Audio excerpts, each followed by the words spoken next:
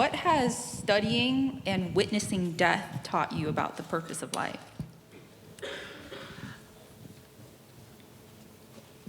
Anytime that something is limited, we realize its value. So if any of you has ever been invited out for a really nice dinner at a restaurant you could never afford, kind of food you could never cook, and you don't know if you'll ever have this kind of meal again, you savor every bite. Anyone had that experience in here? Yeah.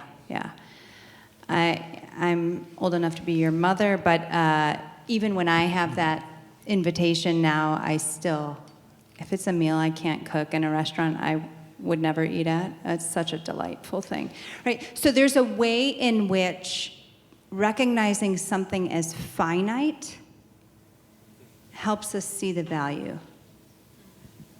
Or another way to put this is that finitude, the finiteness of anything, including life, helps bring into relief that which we value most. You're in college, you're about to graduate, you've made the best friends of your life, you're all going to opposite parts of the world. You're going to really treasure your last days and weeks together with your friends here. And so I would say that there are a lot of things that I've learned from dying patients, but the way in which a terminal diagnosis or the possibility of death helps us really see more clearly that which we value. And one of the takeaways for me as a doctor who continues to care for such patients is that I can apply the same logic to my life, even though, at the moment I don't have a terminal diagnosis other than mortality is 100%, right? So we're all terminal in one way. But I'm terminal in that way, in that, yeah, I'll die one day. But if I think for a second, wow, actually one day I will die, one question I often ask people is, imagine yourself on your deathbed. This isn't too morbid, just hang with me for a second.